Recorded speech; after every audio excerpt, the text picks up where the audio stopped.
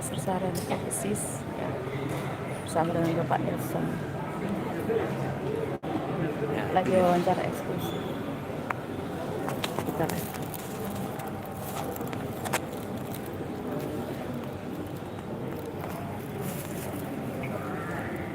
Mbak berdiri, nggak boleh sama studio gitu. Seperti persembahan Kapolri gitu. Berdirilah atau yang kayak di rumah. Nah, yang kayak di rumah kalau udah penuh pindah jongkok. Agak jongkok nggak kelihatan nggak? Iya. Ini nggak kelihatan kan? Enggak kelihatan, tapi Mending aku gini ya? iya, boleh deh. Ya, biar Iya, yang ininya ini. kena ya. Jangan pakai lama gitu. Iya. Narsumnya udah mulai kegerahan mau buka baju.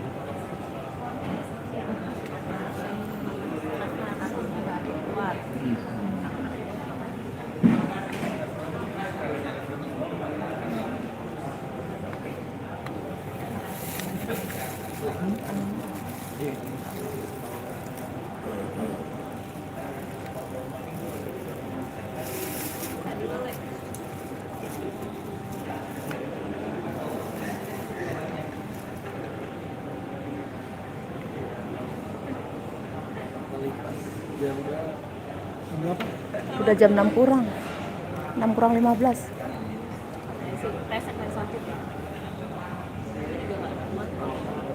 Ayo ulang tahun.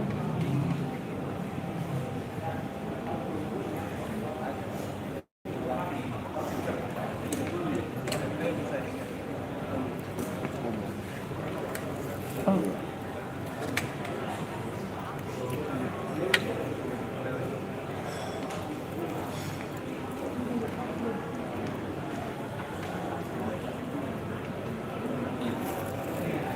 Ini nanti sidangnya si Putri masih nanti 6:30 saudara. Jadi sebelum sidang baru mau ada wawancara eksklusif dulu dari Metro TV. Sidangnya melelahkan seharian dan baru dapat hanya 2 orang. Sesi 1, sesi 2, Samboda dan Putri Surya saudara. Ya. Nggak tahu nih. Dari studio soalnya dari Panas juga ya, letternya. saya ganti dulu ya. Ingat.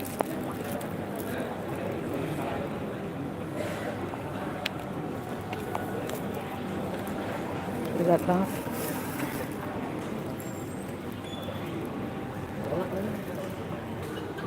Iya. Dari nomor itu?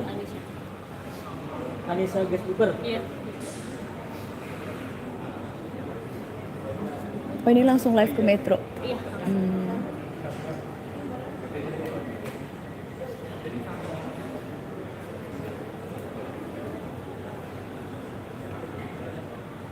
Kalau Mbak Anissa ini masih lama nggak? Oh, Selamat sore pemirsa Metro TV dimanapun mereka berada. Kalian berada.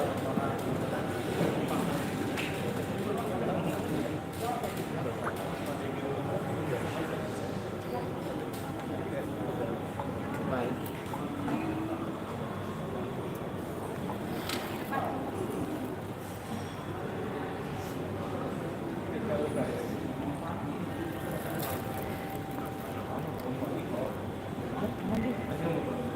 Baik.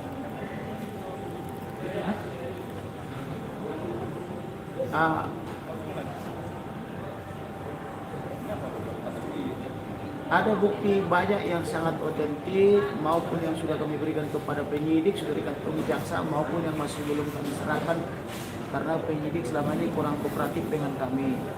Tetapi kalau saya jadi penasihat hukum Verdi Sambo, saya akan malu mengajukan eksepsi model begitu karena keberatan atau eksepsi itu adalah membantah surat dakwaan apakah dakwaan itu sudah memenuhi syarat formal dan atau syarat material.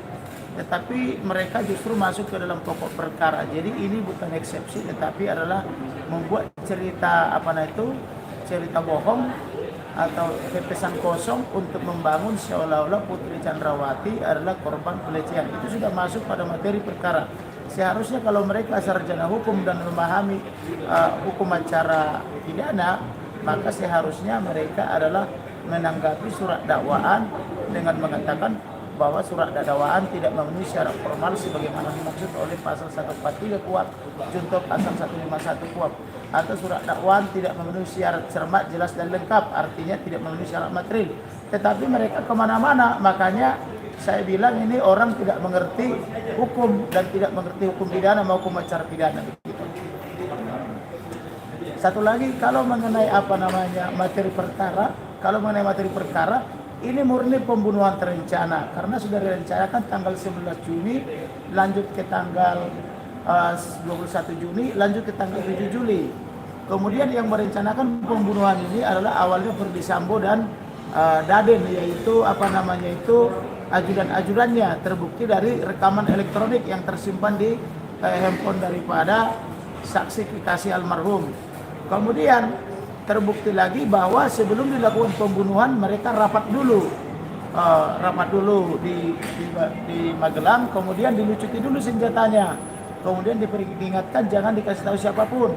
Kemudian setelah sampai di Jakarta mereka rapat lagi di lantai 3 rumah Saguling. Di sana ada tawar-menawar, misalnya Ferdy Sambo menawarkan kepada Bribka RR apakah mau untuk membunuh atau tidak dengan imbalan 1 miliar. Tetapi karena dia tidak punya mental untuk membunuh, maka dipanggillah Barada Richard Eliezer. Kemudian Barada Richard Eliezer menyanggupi untuk membunuh, dan rancangan pembunuhan itu didiskusikan oleh Ferdy Sambo bersama-sama dengan Putri Chandrawati. Artinya Putri Chandrawati ikut serta mendiskusikan untuk merencanakan pembunuhan itu. Kemudian setelah deal pembunuhan itu barulah mereka bergeser ke rumah Duren 3 gitu lah. Silakan.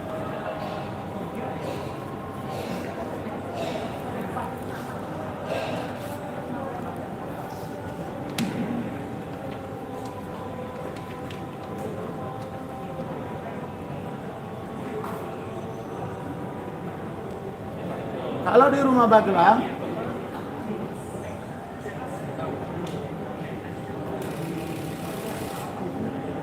mungkin jaksa memperringkas tidak memulai dari tanggal 19 Juni, 21 Juni, tapi langsung mereka kemudian tanggal 1, tapi mereka langsung memperringkas sejak tanggal 4. Di tanggal 4 dibilang ada pelecehan, tapi yang ada adalah Putri sedang sakit, namanya sakit ditolong oleh Brigadir Joshua.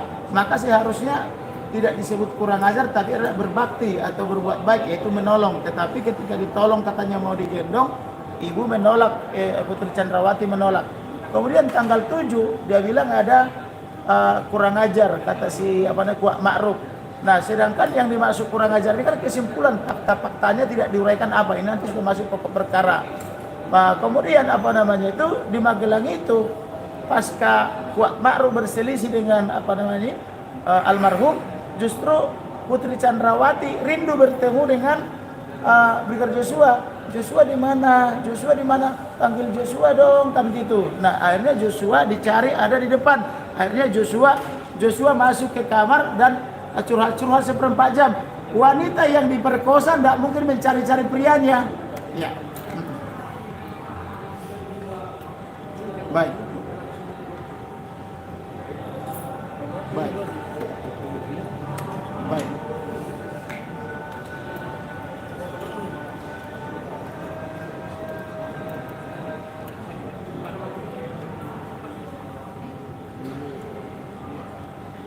Baik. Siap. Tadi kupikir Putri Chandra itu cantik sekali. Pasti lebih cantik dari Diandra dari Metro TV. Ternyata setelah saya lihat jauh panggang dari api.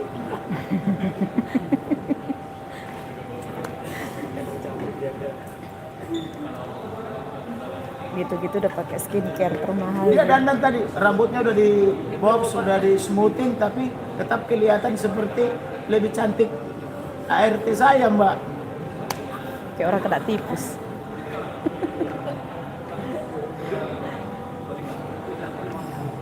Siap.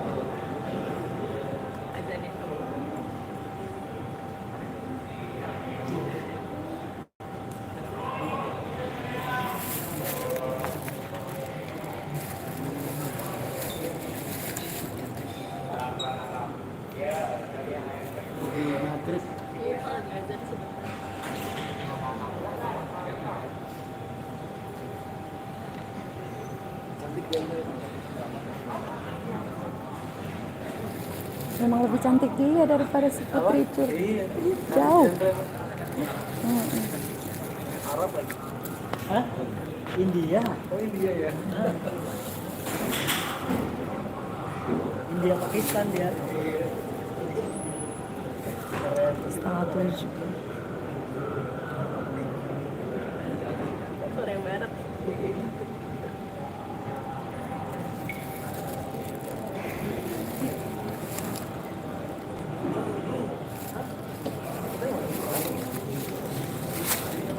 Ini duduk tulang. Nggak capek berdiri. Sama ada aku. Kan kurang berwujud ya. Nasi merjam itu ini. Hanya sumber ba? Masa? Nah, Sumber hamil ba? sendiri. Sembilan orang Gat- Kaya di kaca. dapat tidur. Kaya juga pengen di lahir matu. Itu merah. Tanah So berarti innalillahi nama. di sana sositong langsung neraka jahanam. Lagi apa live? Lagi cari panjuju, nggak tahu ya. Nggak tahu. Ada kabel mudara yang besar. Bah, Kabel charger kabel charger AHA, HP AHA, yang besar. Pepsi. Pepsi Cola.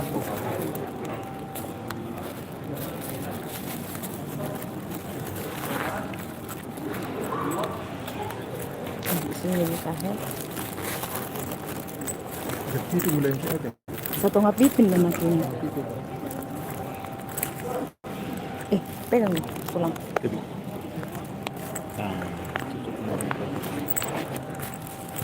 Masuk.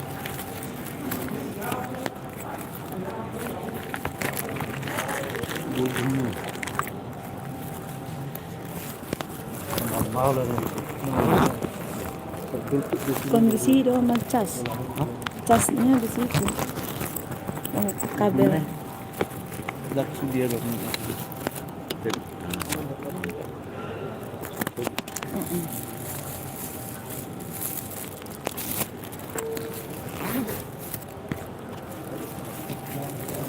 Oh, di sini sama.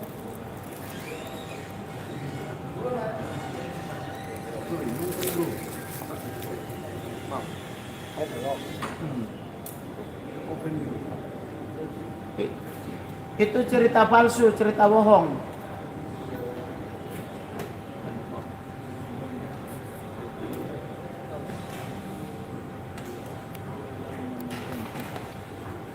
Tanggapan saya itu cerita palsu karena tidak ada yang melihat itu, tidak ada yang mengalami itu hanya ilusi daripada pengacaranya karena sudah bolak-balik ganti skenario tapi tak ada yang terbukti.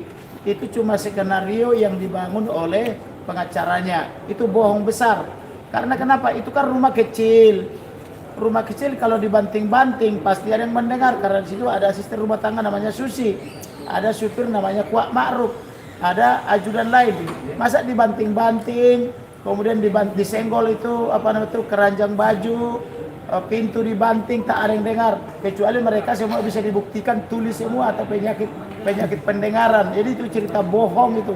Kemudian kalau si perempuannya sudah dibanting-banting, sudah mengalami kekerasan, tak mungkin lagi dia rindu dengan prianya. Ini pasca dibanting-banting katanya dia malah khawatir keselamatan daripada almarhum. Ini bagaimana sih? Kok dicari almarhum di mana? Saya mau ketemu Joshua, saya mau curhat. Loh kok udah dibanting-banting, dipukul-pukul, kok malah curhat-curhat seperempat jam, kemudian masih menginap 1 malam lagi. Masih dikawal dari Magelang sampai Jakarta. Ya, ini cerita bohong ini, tidak benar. Saya pernah menangani beberapa kali perkara pemerkosaan atau pelecehan. Wanitanya menangis terus. Wanitanya mudah tersinggung, depresan gitu loh. Jadi kemudian mohon maaf, alat kelaminnya diperiksa dokter atau di visum, ada visum psikiatrum. Lah ini tidak ada apa-apa, ini cuma cerita fiksi. Tidak benar, bohong itu. Ya, siap.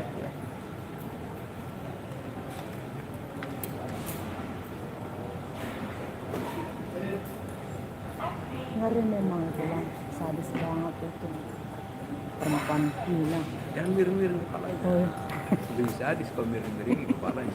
Enggak.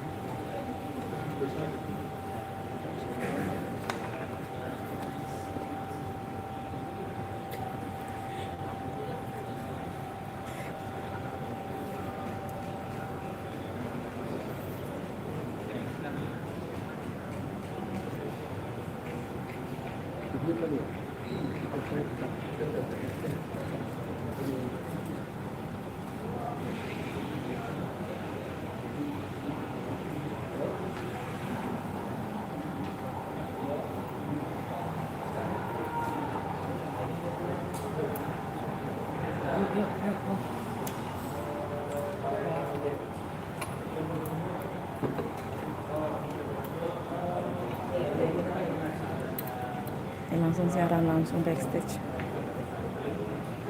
Syuting langsung di Metro TV, saudara. Kawal terus kasus ini dan jangan lupa tetap berdoa supaya keadilan kita punya. Karena kalau dari mata saya lihat Baik. skenario semua nih. Sambodat dan timnya. Baik. Boleh tambahan, Mbak.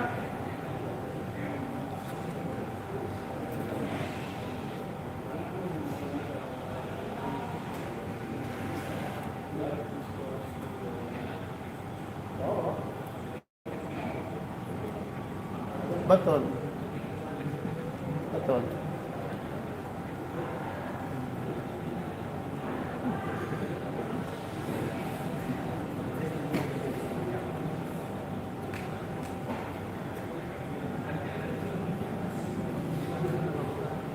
Betul.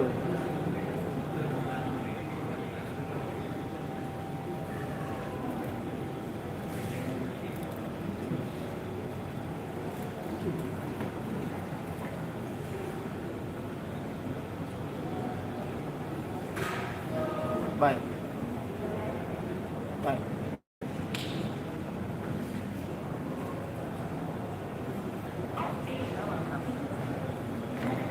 Betul.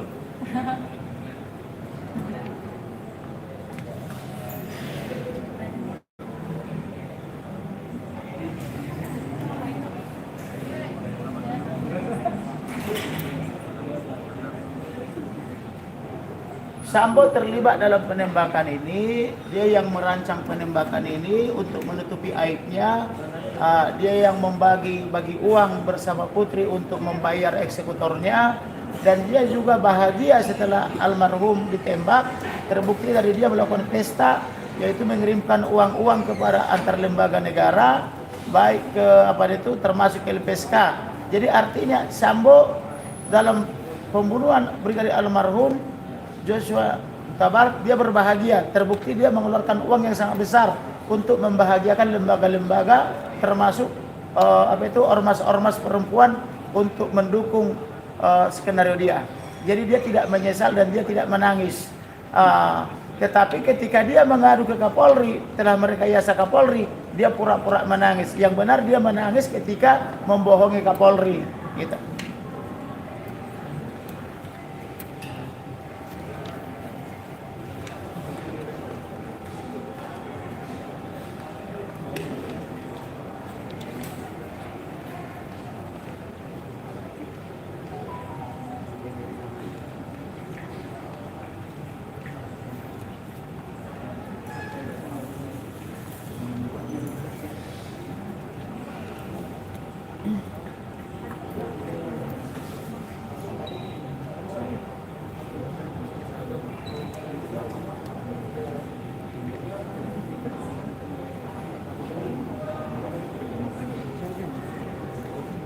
jadi.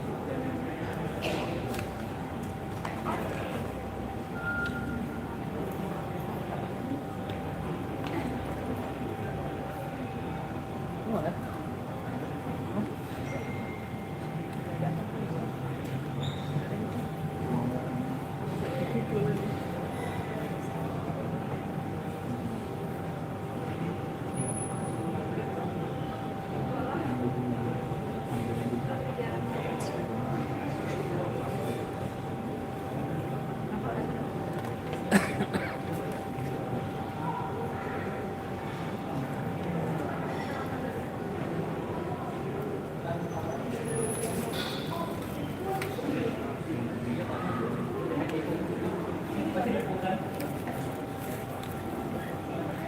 Setengah jam lagi sidang kedua Putri Cur. Jam 3. Jam 7 dong. Jam 1 ngapitin kan aku. Ada Putu di sholat. sini. Hah? Sum nambir itu am. Aku pas langsing. Baik, ada tambahan, Mbak. 2019. Ada tambahan, Mbak. Sebenarnya orang Langsikora. Langsing. 3 hari turun di sini.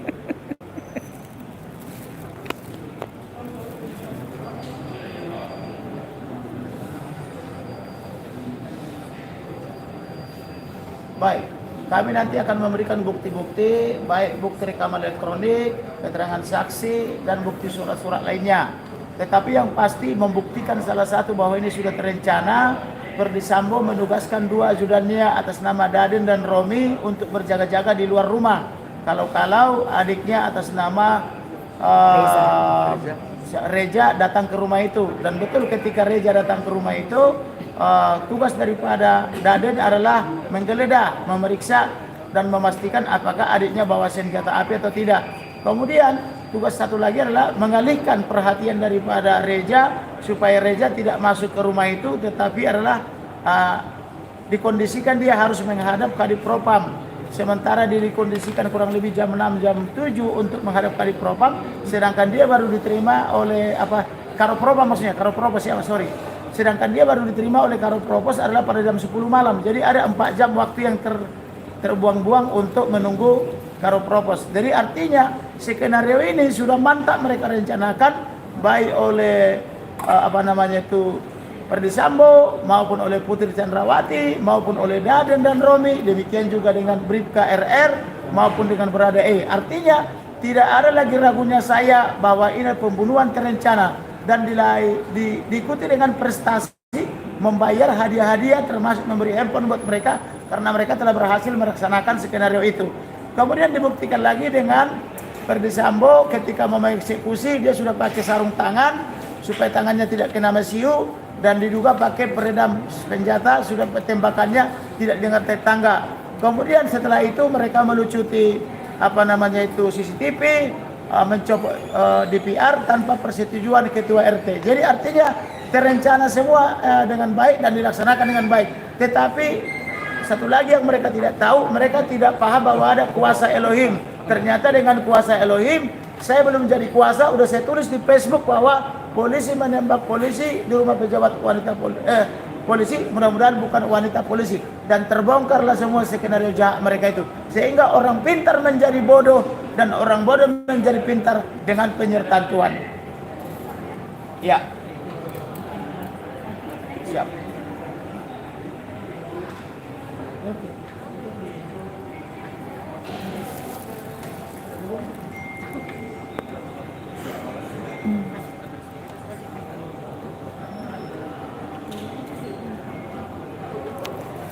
Oke, segitu saja saudara. Capek banget, capek banget. Kita semua capek dari pagi.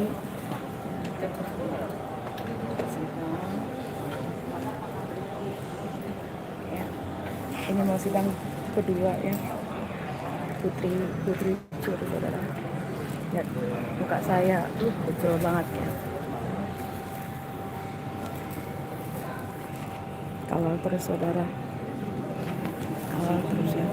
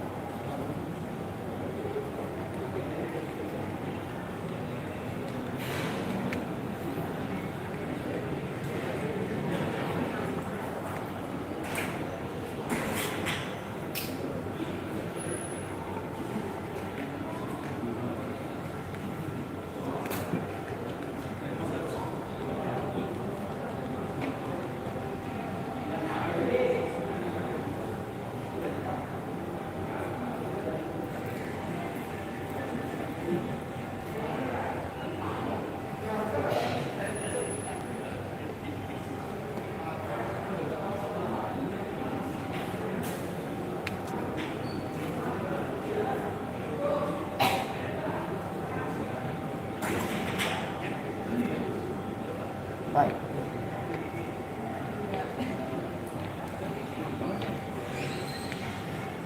Baik, terima kasih, Tuhan berkati.